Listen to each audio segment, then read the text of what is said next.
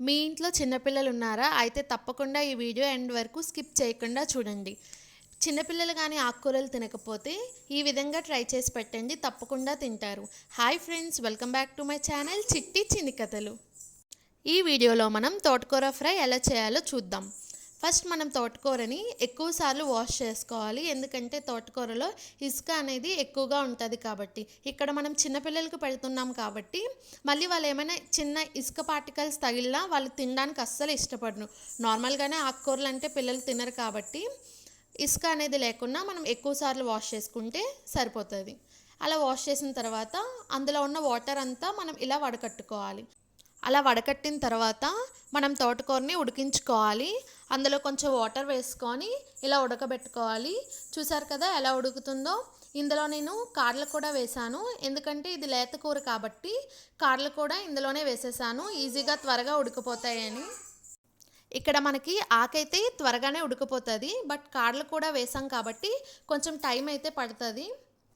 మనకి ఇక్కడ కాడ ఉడికిందో లేదో అని ఒక కాడని తీసుకొని మనం చేత్తో ప్రెస్ చేస్తే అది ఉడికిందో లేదో అనేది తెలిసిపోతుంది. చూసారు కదా, ఈ విధంగా నేనైతే ఒక కాడని తీసుకొని ఉడికిందో లేదో చూస్తున్నాను. ఇక్కడ మనకైతే కాడ ఉడికిపోయిందండి, ఇంకా ఆకు కూడా ఉడికిపోయినట్టే. ఇప్పుడైతే మనం స్టవ్ ఆఫ్ చేసేసుకోవడమే. మనం స్టవ్ ఆఫ్ చేసిన తర్వాత ఈ ఉడికిన తోటకూరని మళ్ళీ ఇంకో దాంట్లో వడబెట్టుకోవాలండి, ఎందుకంటే అందులో ఉన్న వాటర్ అంతా మనకి పోవాలి. అలా ఒక 5 మినిట్స్ మనం పక్కన ఉంచుకోవాలి. చూడండి, ఈ విధంగా వాటర్ అంతా కిందకి దిగిపోయింది, ఓన్లీ మనకి కూర మాత్రమే మిగిలింది. అలా ఒక 5 మినిట్స్ పక్కన పెట్టుకున్న తర్వాత మళ్ళీ మనం ఇంకో ప్యాన్లో ఆ తోటకూర తాలింపు కోసం అయితే రెడీ చేసుకుంటున్నామండి. ఫస్ట్ తాలింపు గింజలు, ఇంకా ఎండుమిర్చి, కరివేపాకు, ఉల్లిపాయలు, ఇంకా అందులోనే కొంచెం ఉప్పు వేసుకొని బాగా ఫ్రై చేసుకోండి. కొంచెం ఆనియన్స్ బ్రౌన్ కలర్లో వచ్చినంత వరకు ఫ్రై చేసుకోవాలి.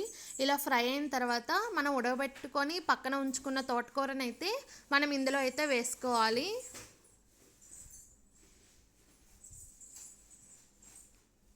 అలా పక్కన పెట్టుకున్న కూరనంతా ఈ తాలింపులో అయితే మనం వేసుకోవాలి. వేసుకున్న తర్వాత కొంచెం బాగా కలుపుకోవాలి. చూసారు కదా, ఈ విధంగా కలుపుకోవాలి.